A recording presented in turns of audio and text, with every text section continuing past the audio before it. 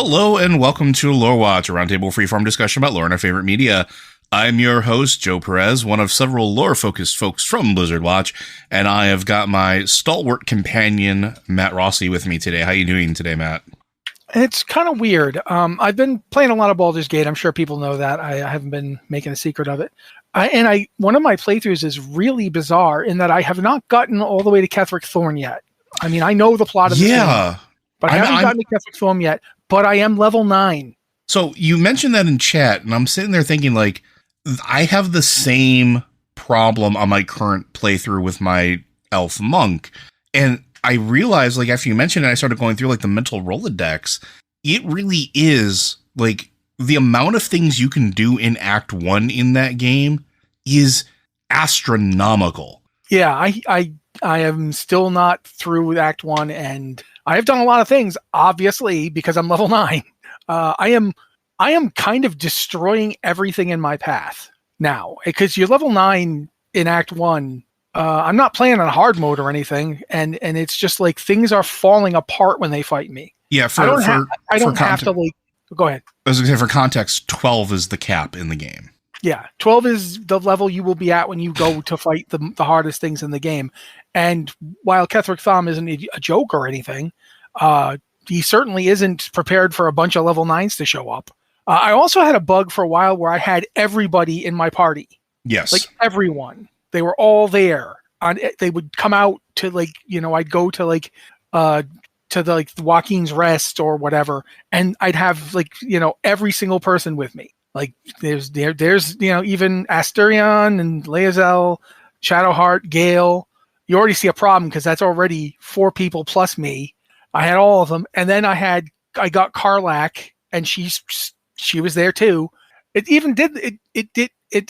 I think it was because it was before they put in the thing where, like, they say, your party's too crowded, make room. Mm-hmm, They put that in recently, but I think this game was from before that. So when I was playing it, I don't know what happened, but just everyone joined up for a while. And it wasn't until the part where Lae'zel leaves the party because she sees the Githyanki on the bridge. Mm-hmm. When she did that, then she wouldn't come back to the party. And she's like, dismiss someone. I'm like, all right, okay, it's fixed itself. And because I don't want to cheat, I dismissed someone. She just still didn't join the party. So I dismissed someone else. And until I dismissed enough people, she wouldn't join the party. So I had to do that like 5 times. But then, I had the party was back to its original size of 4 people. I personally think the party should be 5 people. Yeah, we talked about this on the regular podcast, and I think this also ties in with, I promise you at home, this does tie in with Lore Watch here in my thoughts. I've also got a story element reason for saying that too, but let Joe go. I firmly believe that 5 is the perfect tabletop role-playing game size, period.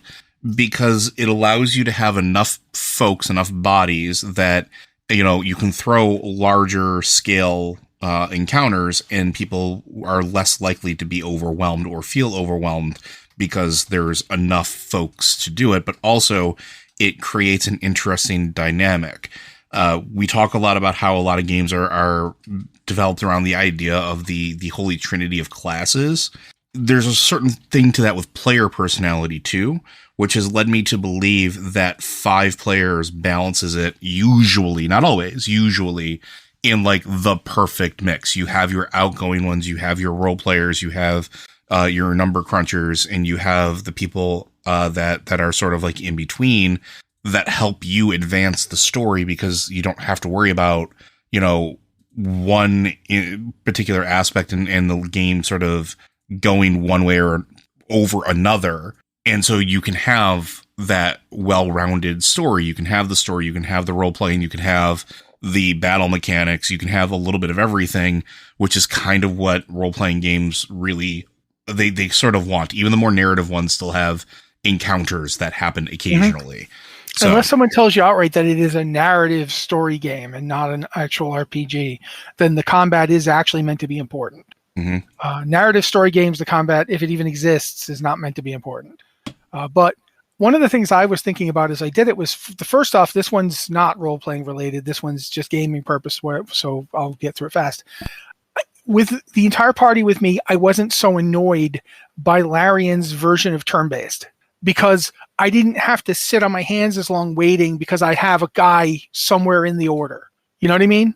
Like usually the way Larian does it, you end up with like all these goblins going in a chunk or whatever, and then you go before them and you go after them. But with the entire group there, you've got enough ranges of initiative that some people go first, some people go in the middle, some people go last, and it's not so much, okay, then waiting for this guy to go over there. Yeah, okay, this guy is doing that. Yeah. And to me, that really got rid of that problem. Also, there's more opportunities for the NPCs to talk and combinations you might not normally get. Like, how often do you have Will, Karlach, and Shadowheart and Lae'zel all together? Never, because one of them would be you. Or unless you're playing as one of the origin characters. Yeah. Yeah. Even then, though, one of them would be you. No longer, when you're the origin character, you don't do the voice lines. Nope. But so in a weird sort of way, that's why I like not playing the origin characters. But that makes sense though too, because then you get to experience more of the story because of those interactions. And there are some interesting story moments, and also there's relationship level up between them in those moments where like Will and Karlach are like a really good example of that. When you have them in your party at the same time, as you go through things, they start to learn more about each other and interact more. And like that's a huge part of that type of game. So it does again come back to the story element of it, where 5 really is a unique, perfect number, which is why it's the only mod I ever installed for Baldur's Gate 3, which is the one that lets you have as many people in the party as you want.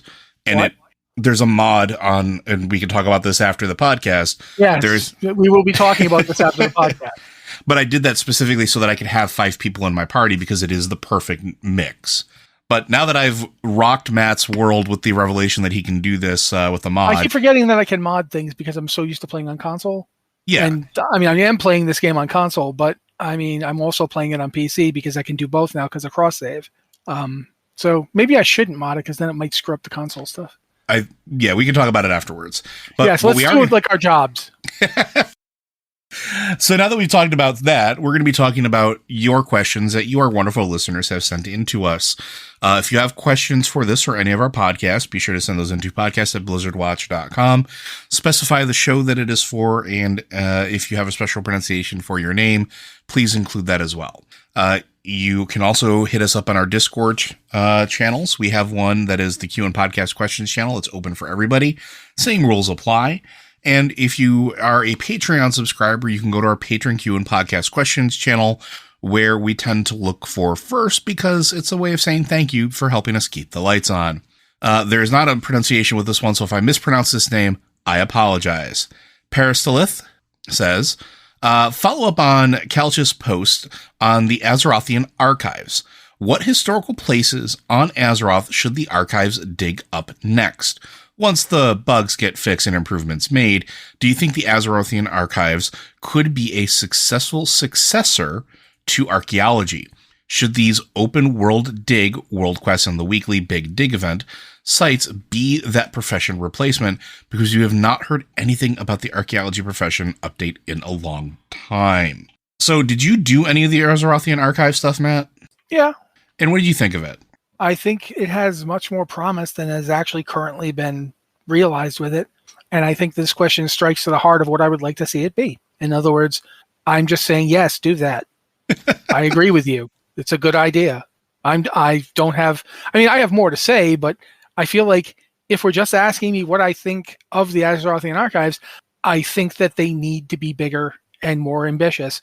And I think that making them a replacement for Archaeology, or a replacement for time walking, or a replacement for nothing, just in the game in a way that they can be, like we haven't had a Caverns of Time dungeon in a while. And quite frankly, they could fill that role. There's a lot of roles they could fill.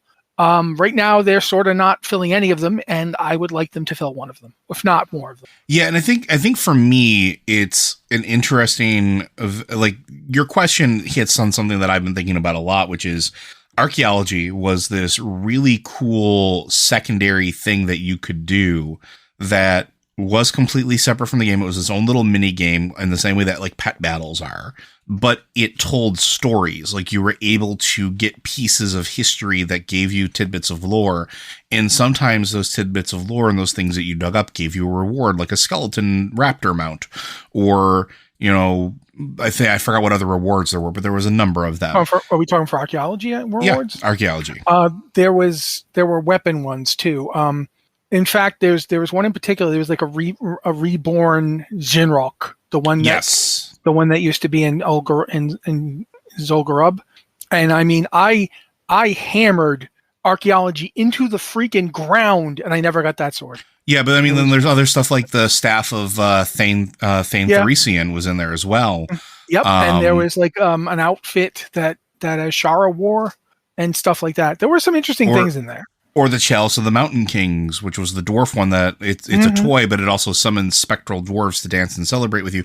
The point is, like, you got a lot of very interesting things potentially out of it that in a lot of cases they told stories or they gave you bits and pieces of little things that existed, like Queen Ajara's dressing gown, you know, where like it's Queen Ajara's dressing gown, or you find Tyranda's favorite doll, I think, is one of them as well. It's a trinket, but it did belong to Tyranda as she was growing up. And it's this thing that lets you, I remember it was something that let you recoup mana. And I remember that because at the time, every healer I knew was going out and digging for it, but it still gave you sort of that Night Elf flavor of, oh, this is what they did when they were kids.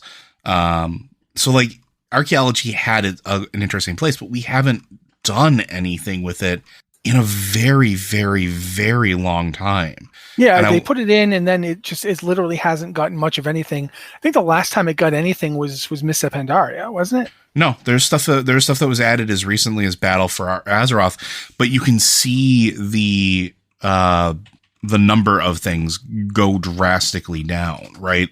So like in Mists of Pandaria, you had the Mogu artifacts, the Pandaren artifacts, the Manton artifacts, and Warlords of Draenor. There's a fair amount, yeah. But there wasn't really. There was maybe compared to what I've seen since. But yeah, maybe you're right. Maybe it wasn't that many. Each thing had maybe a dozen things versus before, like even the gray items, in earlier iterations had like, 24 or, more. I think it's interesting that they stopped after Battle for Azeroth. We didn't get anything in Shadowlands, which I guess makes sense. Yeah, I mean, what are we going to be digging? Archaeology in Shadowlands seems like an interesting prospect. I think it could have worked in the Maw. Like I have always said this. I felt like that they really kind of glossed over the Maw, because when Zoval was the Arbiter. When he was the Arbiter, obviously the area that's now the Maw wasn't the Maw. It was something else. It was where they originally, there's even that weird beam that's coming out of the top of his tower. That feels very connected to the place, the city. I can't remember the name of that bloody city now, but we've talked about it. You know what I'm talking about. Yeah. I feel like you could have done something with archaeology there, like finding like remnants of the past. Like that area that broke off and that Zoval chained back in could have been brought into it too. Like, this was a piece of it that broke off and flew away. And that's why he was able to chain it and pull it back. And now you could do more archaeology there. It is kind of interesting that they didn't even try in that one. You're right on that. And I think Azerothian Archives presents an interesting way to sort of replace what archaeology tried to do a little bit of, which is tell more of a story, tell more of the history of different places or heritages. And I think you could do something like that, where you have these open world dig sites that end in a big dig event, and whatever whether it's, we're searching for Titan artifacts, or we're searching for, Silithid artifacts in Silithus, and or Night Elf artifacts, because they're spread throughout the world. You have all these cool events in history and all these zones that have, we've seen there were archaeological digs way back when. Remember, I'm trying to remember if I think this was back during like the vanilla days, where there was that statue with the sword driven through it. Oh yeah. You sure it was? I think it was actually, what do you call it? Go on. I'll remember.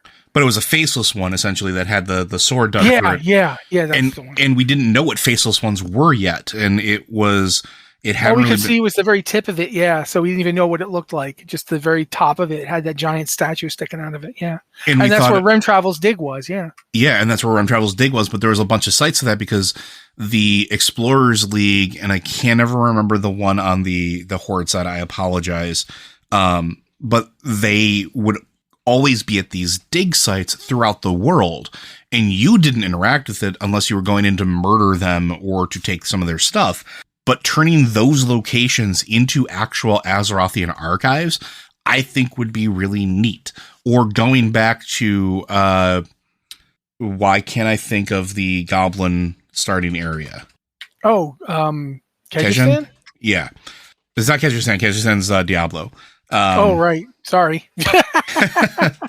But going back, Kazan, the Isle of Kazan. Yeah. Kazan. And Undermine. We didn't actually get to go. But going back there and maybe excavating and like dealing with the aftermath of the volcano explosion, treating it like Pompeii, and like doing an archaeological dig to like recover pieces of the goblins' history and past and heritage, I think would be really cool. There's an opportunity that they could turn this into something that allows them to tell older stories in the retail version to give us context to things that we wouldn't normally have before. And I think if they can get the bugs worked out, I think this would potentially be not just a successful successor to archaeology, but could be the superior archaeology. And then, by the way, the Blood Elves thing is the reliquary. That's the Horde version now. Thank you. Yeah, I had to go look it up. I was going insane. But yeah, I think too, when we look at it, it's got a lot of potential to replace archaeology because it does a lot of similar things, just in a different way. Like you can get all that lore stuff from the various world quests you do. You got the items you can pick up with the whatever the currency for it is. You have like 10,000 mysterious tomes or whatever. There's the pets that kind of give you a sense of the area as well. Like there's mounts, there's pets. There's stuff here that gives you an idea of like what you found. And I think that it made sense to do it in Dragonflight. Because, you were like exploring a place nobody had been for a long time. I mean, not nobody, but these people hadn't been there for a long time.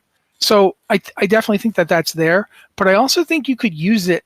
I really do think you could use it to either do Caverns of Time style dungeons or, like exploring a ruin and getting to see things like you could get to certain points and, I don't know, use the archivist's like globe, and it would like basically give you the version of an area's like hit past.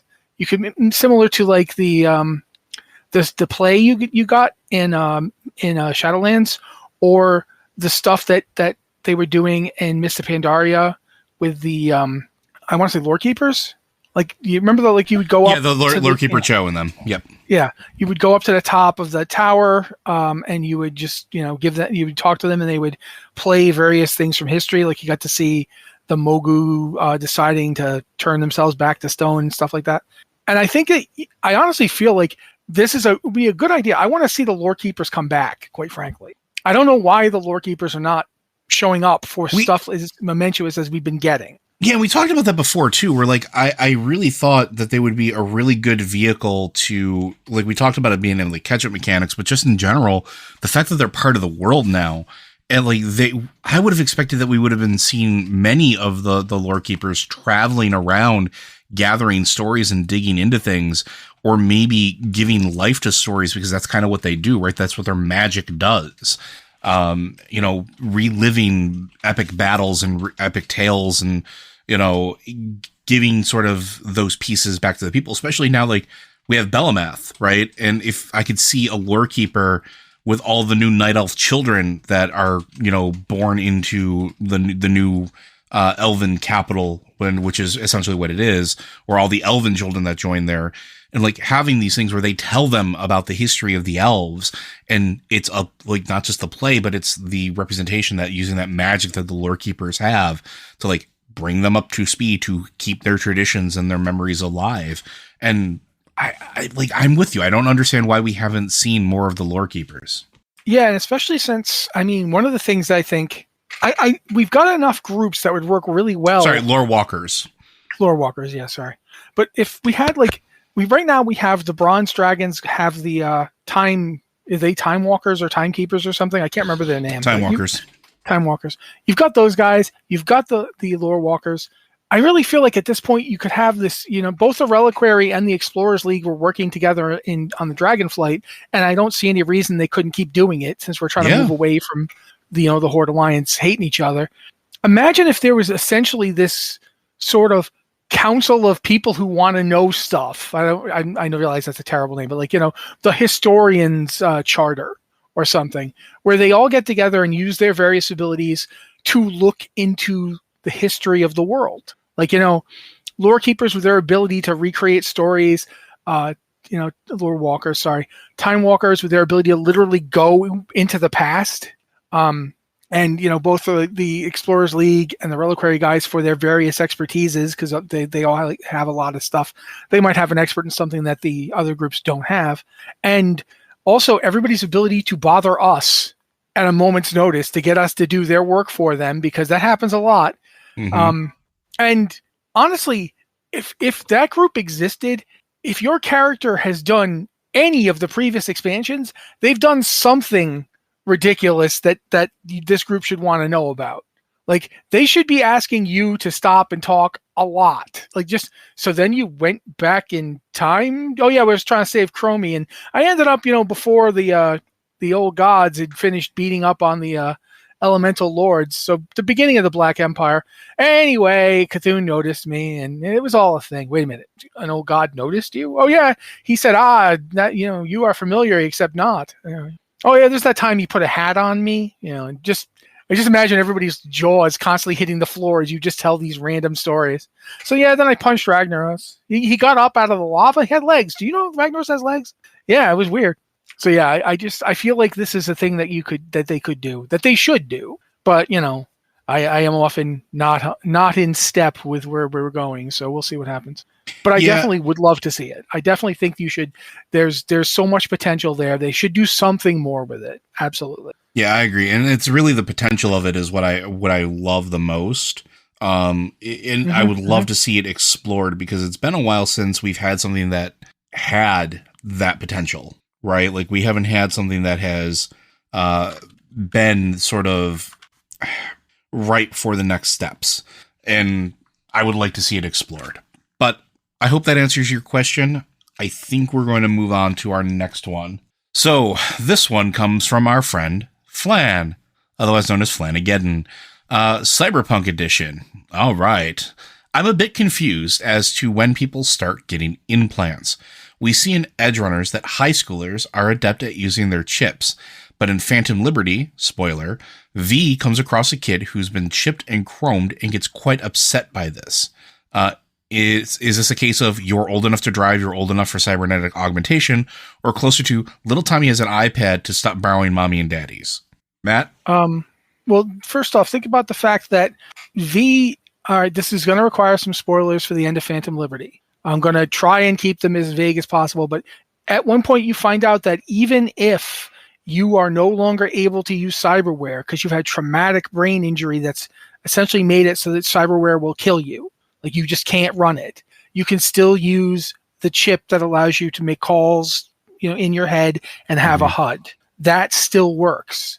It's extremely non-invasive by cyberpunk standards. In Cyberpunk 2077, that level, the ports in your head and the chipset is literally like the iPhone or iTablet you get your kid. It is so pervasive that it's rare people don't have them, at least in urban areas. There's other places where, if you live out with a nomad, you might not have it. But for most people living in an urban area, even people who are not doing really well probably have at least the outdated version of this. Yeah, it's an easy way of keeping communication. It's an easy way of getting information.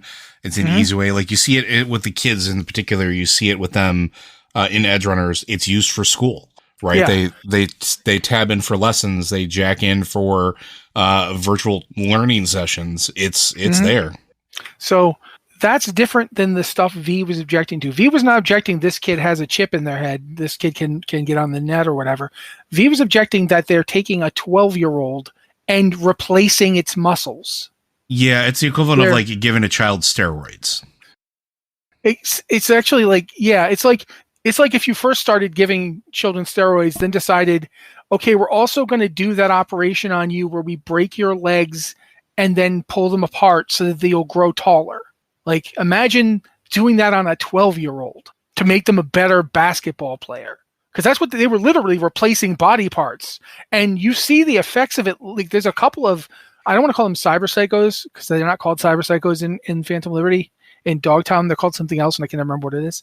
But there's a couple of people that you fight who are the cast-off remnants of that process. One of them was like a world-famous basketball player, and then he just lost it and started going and like he started killing people. And then there was like a fighter, like a boxer, who just went so bad that the animals didn't want him fighting them anymore. He was insane and incredibly jacked up. And he was 19 years old when you meet him. He's already a washed up, crazy loser psycho, and he's 19.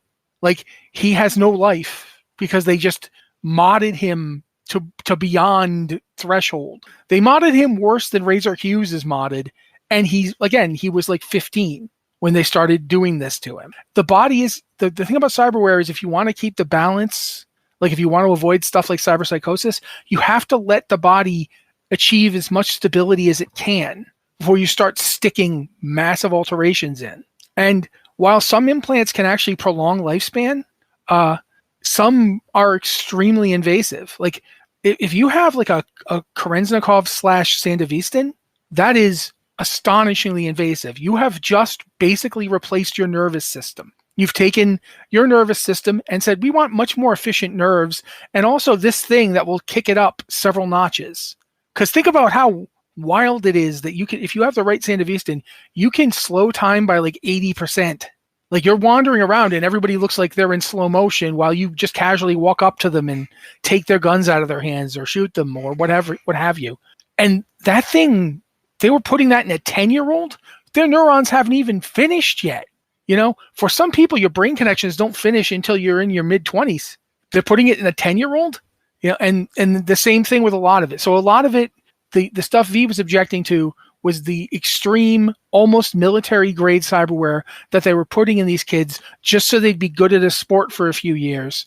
And then when they're 20, they're essentially going to be washed up.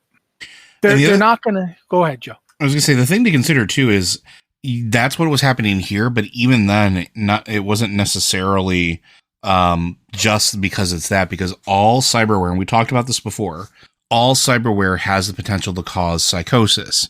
All cyberware has the potential to cause irreparable damage to a person. And if you look at it in the context through V's eyes, right, V understands how this works and has sort of accepted the risks of it. All of the runners have. That's part of their that's what you sign on for. And they talk with their Ripper docs, and their Ripper docs tell them how much they can take before it starts becoming an issue. These are fully developed adults in many cases that are being told what their limitations are.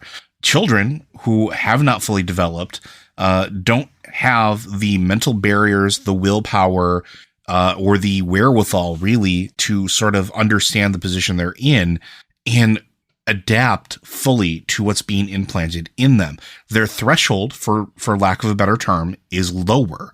And this is why you see them, like Matt's pointing out, like they're burned out by 20. They're burned out probably earlier than that.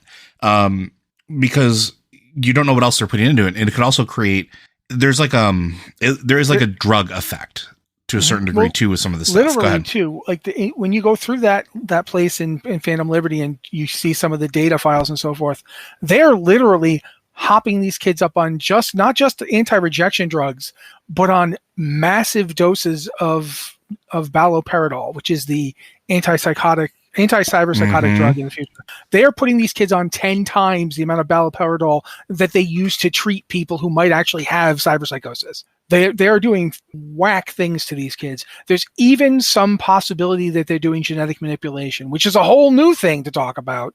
Which is much. Yeah, go ahead, Joe. I was going to say that's something we don't generally talk about, but that is something that it does exist in Cyberpunk and Shadowrun universe, where there are corporations that dabble in genetic manipulation, whether it's before they're even born and doing it to unborn embryos, or whether it's you're paying for designer organs that have been chemically grown in a vat, and everything in between. So we don't know if they were doing that. There's certainly hints of it. There's certainly hints that there was genetic manipulation.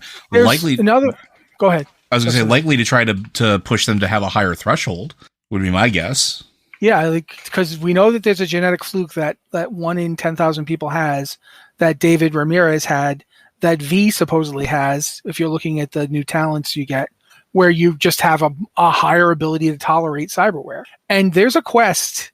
It's not even a quest. It's if you're driving through the Biotechnica compound, that huge farm area, you can come upon a truck that's by the side of the road with all these dead people, and you go through and like they're all just there dead, and you find like a data thing on one of the bodies who is essentially named, like, I think it was I can't remember the actress who plays Furiosa in the Mad Max movie. Charisse, was it?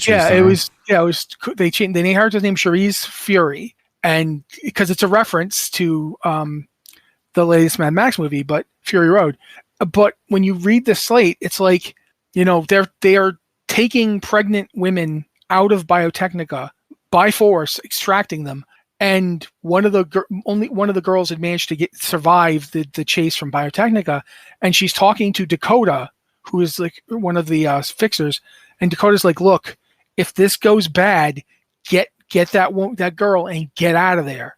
We need what she's carrying, because she's carrying a genetically modified human inside her. Mm-hmm. Like they've been modifying her kid's DNA in the womb. And that's not the only time Biotechnica does stuff like that. There's a quest from where you go kill a Biotechnica bigwig, because she was doing a genetic modification thing that killed an entire nomad tribe. Like a couple hundred of them, I think. Yep. And we never find out what they were trying to do, but it wasn't like the goal of this wasn't to kill them. Them dying was a complete fluke. But there's a whole bit where when you go into her apartment to kill her, you can look on her computer, and there's a thing about how they did get the resistance to something that they wanted, but then the neurons all blew up and they all died. So there was some progress. And what is this? We don't know. But we know that they're doing stuff like that. And we know that Biotechnica was involved in that school thing that we go to, because it was on the Biotechnica campus in Dogtown.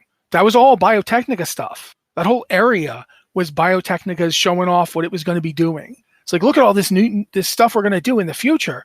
It was like a big Biotechnica expo, and that lab is in the basement of it. So yeah, it's all tied together. And that's the real horror of cyberpunk as a world, is that this stuff, it's so pervasive that everything we're talking about is like the worst case scenario, but it's not uncommon for high school football players to get modified in cyberpunk. It is impossible to be a football player in cyberpunk without heavy augmentation. However, like in the actual like mythos of the world, those augmentations do happen, but the sports groupings dictate what they can be modified to. Think of it like legalized juicing almost, where it's like they tell you can have so much of this inside of you, and you can have these types of augmentations, and that's it. You're like Atom Smasher couldn't come in and then decide he's going to be a fullback for a team, right? No, but the point is that it's gotten to the point where people are comfortable with that. That's it's like the old Overton window idea. The window on what's acceptable for cyberware is already so high that it takes a lot to push people. Like the fact that V is angry is entirely because like everything Joe said, like about how V knows the risks. Plus V knows that for every Ripper Doc like her, like like Vic. I want to say Vic. Yeah, thank you, Vic. For every Ripperdoc like Vic, there's a ton of Ripperdocs who are not. Look at the one that look at the one that wind up it's a sad one, but Fingers. the thing with Evelyn, the one that she was Fingers given to. there. Yeah, Fingers. That guy isn't gonna like put your best interest at heart. And so seeing this person who's like being trusted by the families to help their kids achieve their dreams and is just chopping their limbs off, and at a young age.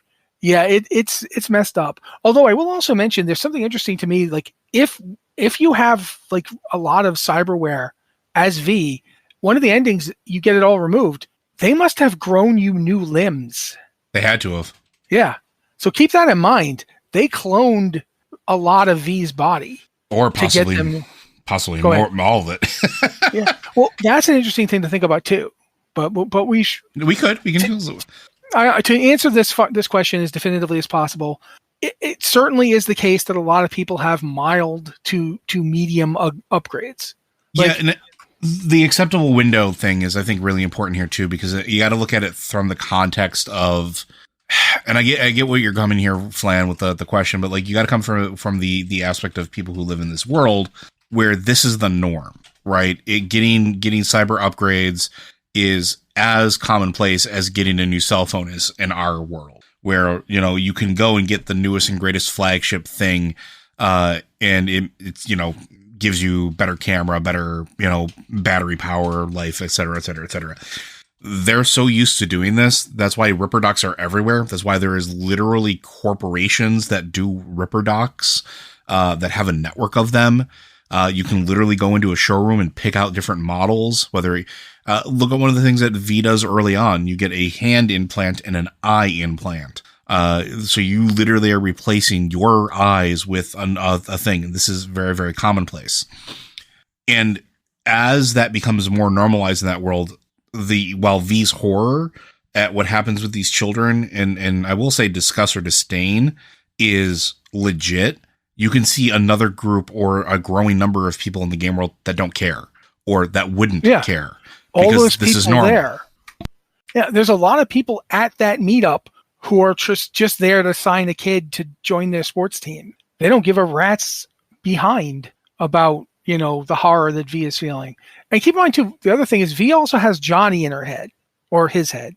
And Johnny's from 50 years ago. Cyberware was common, but you didn't see kids getting it. Yeah. Yeah. Like Johnny Silverhand was also an anomaly too. Like him and Atom Smasher were more upgraded than most people 50 years ago. Yeah. And the them from 50 years ago barely had any cyberware comparatively. Like Johnny has an arm. He doesn't even have a HUD. And Atom Smasher, when you see him, he's got a new voice box and he's got like dermal armor and stuff, but he doesn't have a Sandevistan because I don't even know if they existed. They didn't exist yet. Yeah, those were made by Militech after 2020. So the goalposts have changed, but Johnny is now there in V's head. So part of their merging, their neurons are linking together. When Johnny sees this, he is absolutely disgusted, and V feels his disgust viscerally, even if they try to push it off. I think it's a combination of those two things. But I also think it's absolutely true what Joe was saying about some people, this is nothing. Other people, it's like, another thing to point out is there are TV shows and radio ads for cyberware. There's one that's there's a show called Chippin' In that's just promoting, and you can watch it if you're near a TV when it's on. Karina Lee is the character from the game who's the host. She will straight up. There's one time I remember sitting and just listening to her talk as she shows a scene of a bunch of maelstromers attacking an old woman who suddenly frags the lot of them, just kills them dead with these mantis plates she pops out of her arms. And she's going off about, okay, that looks like the newest model, Higurushi, blah, blah, blah. And I'm sitting there going, so this equivalent of Top Gear is about civilians with armed cyberware. They have mantis blades in civilians. Like that's not a cop. That's not a military contractor. That is a random citizen who has she has mantis blades in her arms. And it's like, instead of being like, wow, or that's kind of extreme.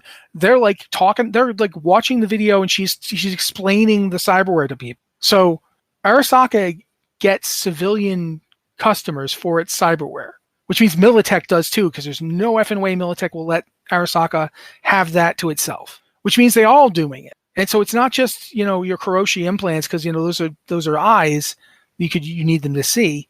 It's everything. If it is already some version of it that some random person can just have, it doesn't have to be that the best of the best is still super expensive and super rare, but there's a civilian version of a cyberdeck that you could be using to hack, aggressively. What's her name? Songbird talks about her first deck and how she used to steal her way onto the net. And that was back like almost 20 years before the game. She was a kid and she was doing it. So it's very widespread.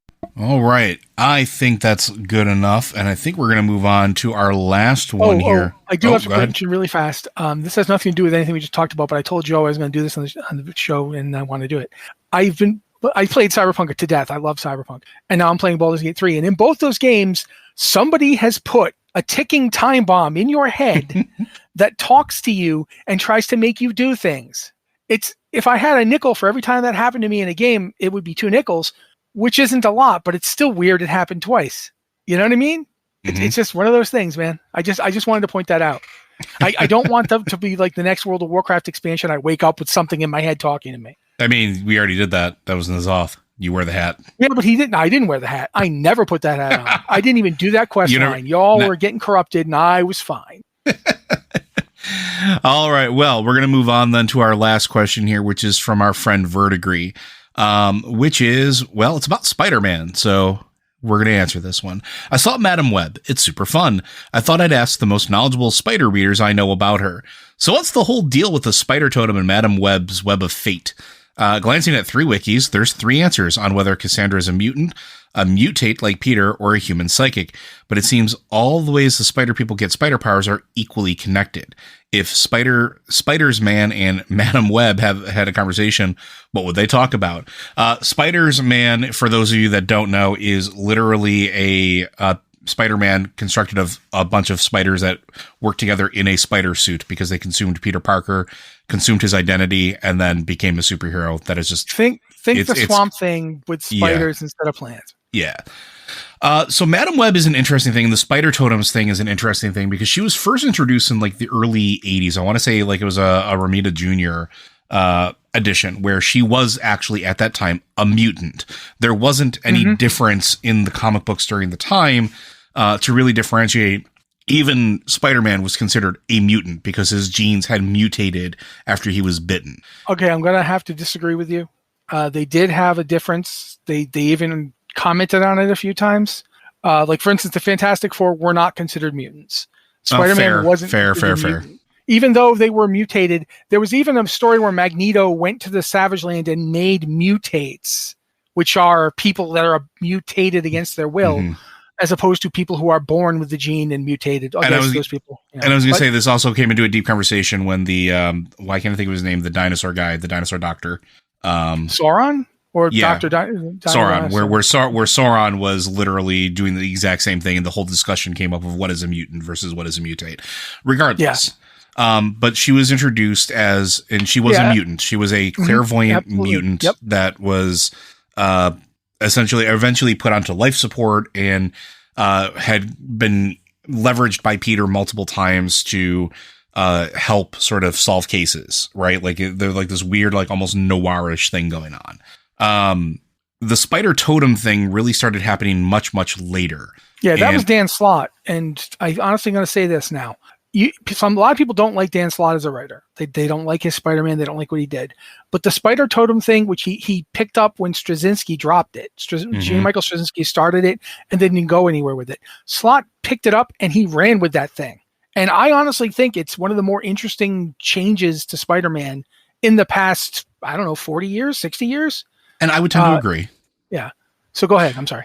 No, you're perfectly fine. I agree. Like, I think it's one of the more interesting things because it gives there's been a bunch of comics that were revolving around the Spider-Verse, and you've seen maybe the movies, and maybe you've read Edge of Spider-Verse, and if you haven't and you're interested in this, I highly recommend reading it, because you're going to learn a lot about, in particular, the totems and this particular thing. In particular, pick the Inheritor War. The Inheritor War is where basically this family, and I'm air quoting, family of beings travels the multiverse, consuming the power of particularly Spider-Man, because they're totem eaters. And this starts a whole chain. The Web of Destiny and Life, or Life and Destiny, I think it's Life and Destiny, is constructed of a bunch of different aspects. You have the Great Weaver, the Gatekeeper. You have the Bride. I believe there's the Pattern Maker, and then the Master Weaver, and there's a few others. But they're all sort of aspects of this like unified spider force. And these are all aspects of essentially an animalistic totemic society. And it's not just spiders. They've now been changing it so that there's a reason Spider-Man's foes tend to all be animal based in some capacity, and not just Kraven. I'm talking like the Rhino and things like that. The Vulture. Yeah, the Rhino, the Vulture. Yeah. There's a reason that there's a lot of that. The Lizard, that a lot of those tend to pop up, is because they're almost competing totems. And the Peter, and in some cases, I think his clone Kane, not Ben Reilly, but Kane in particular, became aspects of the Other, which is one of the avatar forces of the totem, the spider totem. Cindy Moon, or Silk, is the aspect of the Bride. And there's a whole bunch of them. And I'm trying to think, there's just so much here I'm trying to condense down. I really apologize. Yeah, like you didn't even mention the time Ben Reilly brought Madam Web back to life, but then she died again. It's a whole thing. Yeah. There's actually the different person is Madam Web now in the comics too. Julia Carpenter. And man, is that an explain. Oh yeah. But it all starts with the original Great Weaver, or the original totemic spirit before Madam Web ever existed, which was the spirit, the original Spider-Man, Kwaku Anansi. And I apologize if I'm pronouncing that incorrectly. And it is exactly as you think it was. He is essentially the stories of the god of Anansi are him. And so part of the Web of Life, part of Madam Web's journey, is to sort of find those that are worthy to accept the curse of Spider-Man. Because there's been this joke that, Peter says, oh, the Parker curse. It's not the Parker curse. It's the Spider-Man curse. Every single person who takes on the mantle of Spider-Man has suffered some great humbling tragedy. There is not one of them that hasn't. And part of that is because the adage that Uncle Ben told Peter when he was dying, of great power, with great power comes great responsibility. That's sort of the same thing that Anansi has. He doesn't want those that would be part of his lineage, part of his war, or part of his hero corps, I guess we'll call it, to be those that aren't worthy, that don't understand the gravity of what they're doing. And it becomes a big complicated thing, but the spider totems are essentially gods. That's what they are. They are a pantheon of spider related gods that operate through avatars on essentially the material plane. It really adds some interesting mythic mythos to Spider-Man in a way that doesn't feel like it's just hemmed on. It feels like it was always there, because and I'm going to shut up and let Matt talk here in a minute, but they reference things that have happened throughout the years.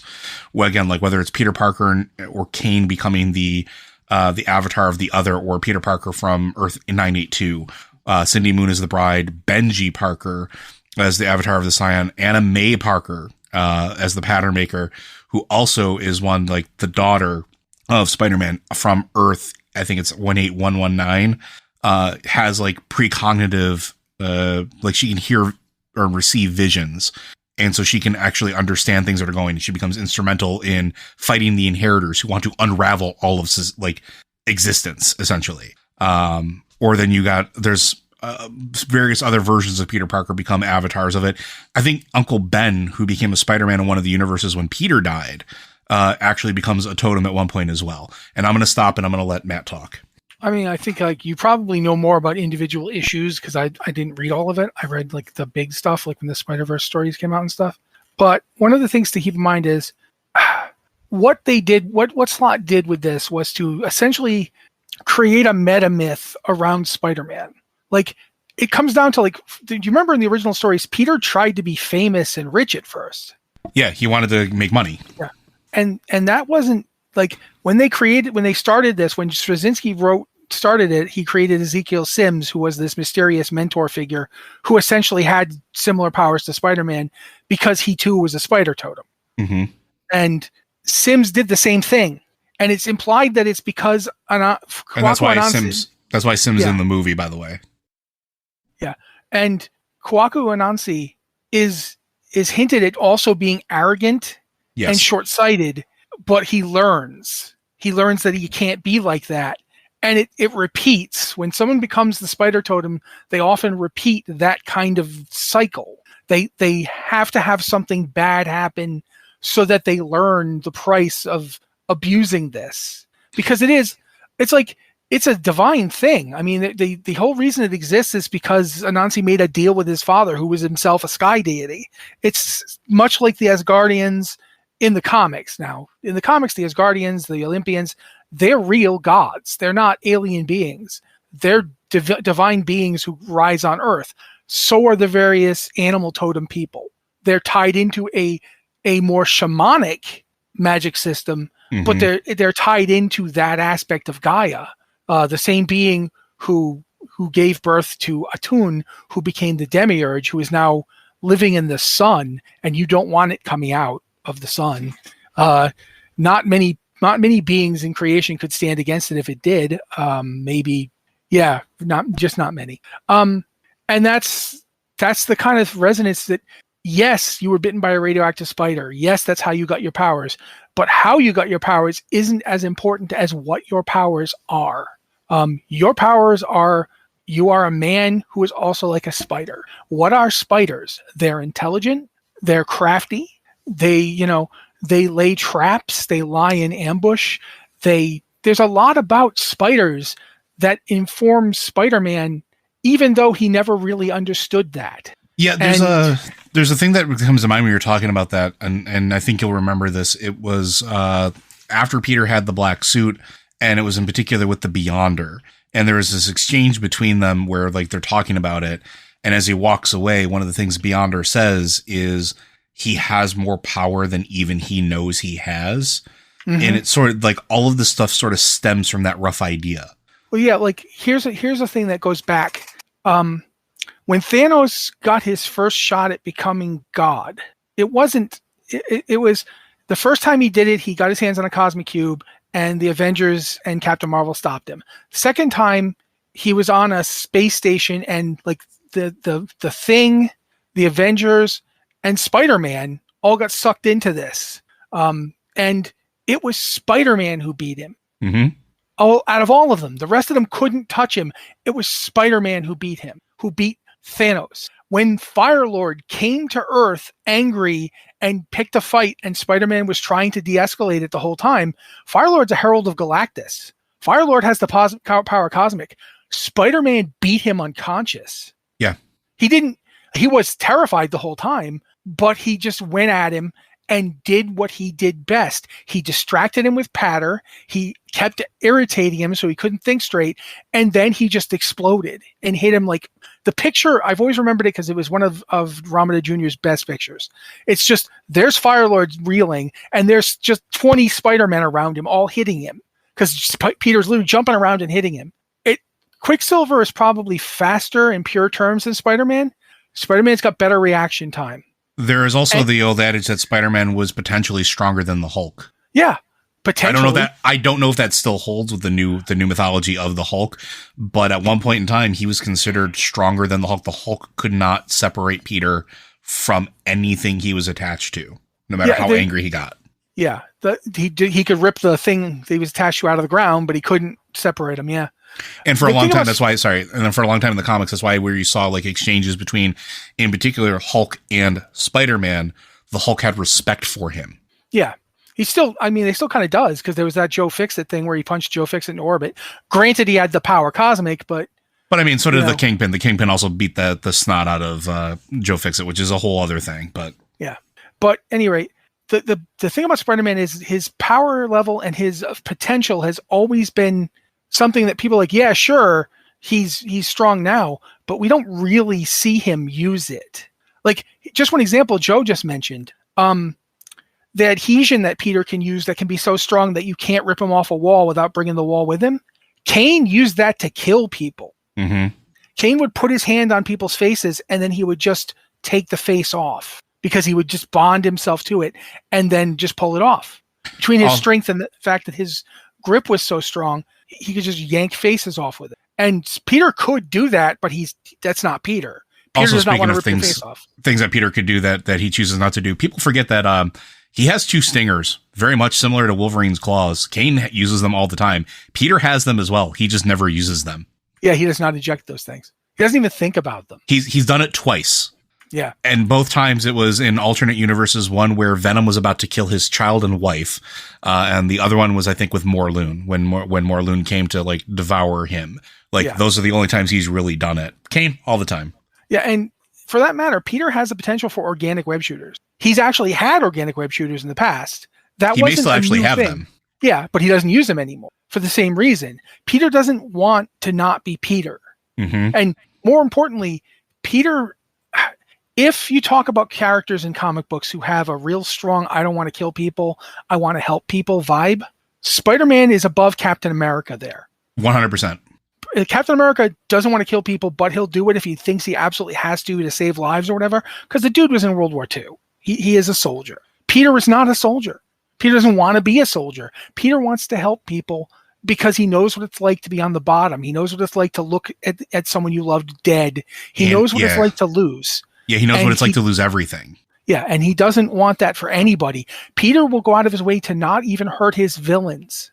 Which is why you have interesting exchanges too later on. Like right now in the comics, you had I talking about Peter, but also like Miles, because of that code of Peter's.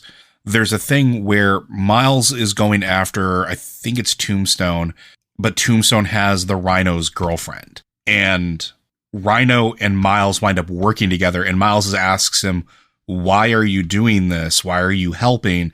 And it's like, because that's what the other Spider-Man would do. One of his greatest villains of all time, because it's like he was being redeemed through all these fights, through all these conflicts, because that's what Peter does. And that's what part of being a part of that web of life and destiny is. Yeah. The web of, going back to it, the totem of the pantheon of the spider is about weaving and healing the universe, the multiverse. It's about holding things together. It's about making things okay. If you look at Peter, it, Peter does that on a small scale. But that's all what Peter do that. Does. Yeah, they all do it in their own ways. Peter's way is to do it individually with people. That doesn't mean he can't do it in a different way or a bigger way. But Peter's power is restrained. I don't even know if restrained is the right word. It's channeled so that it doesn't do more damage than it prevents. Like Peter, when Peter loses it, and there have been times, the famous one is the Kingpin story where he literally beat the Kingpin Back in 16 Ways from Sunday. But to me, the two examples are there's a Spider-Man annual where it was Spider-Man and the Fantastic Four, and it's the debut of the mutant Karma. And I don't know if you guys have ever read it, but there's a whole weird thing going on. At the very end, Karma possesses Spider-Man. And when he wakes up, her brother, who's this villain who's been, possessing people and destroying their minds, is dead at his feet. And he's like, "What? Oh God, what did she make me do?" This guy was a sociopath who was doing horrible things to everyone around him. And Peter would never have killed him. Mm-hmm. So she did. She killed him with his hands. Another time was another story. This one was with Doctor Strange. And basically Dr. Octopus and Dr. Doom were both dealing with Dormammu, but Octopus didn't want to be involved because he knew, I don't understand this at all. Anyway, he kind of leaked it to Spider-Man and Dr. Doom. "This is happening. Help. I still hate you, but yeah." At the end of it all, Doom betrayed Dormammu. Dormammu betrayed Doom. The things you expect. But at the very end, Spider-Man is walking away from they've stopped it. He's walking away. Doctor Strange kind of talked to him like a jerk at the end. He was sort of acted like he couldn't possibly understand. He's just walking away, and there's like this old dead tree he walks past. Someone says something to him, and he just reaches out and smashes the tree with like one hand. and just keeps walking. The tree was huge. It was a giant effing tree, and he just smashed the thing into splinters on his way past it. And that's the kind of thing he constantly holds himself back from doing. But that's part of this whole this whole web of life and destiny, the whole Spider-Verse thing. It's about the fact that that's the kind of people that it wants to reach. And that's why Miles is different than Peter, but they both want to help people. And their tragedies are different. But the idea behind part of it too, like if you look at why Mephisto is so interested in Peter, it's because of that. He's interested in all the spider people because they are god level power avatars. And he goes after Miles too and tries to do something like that to him. Yeah.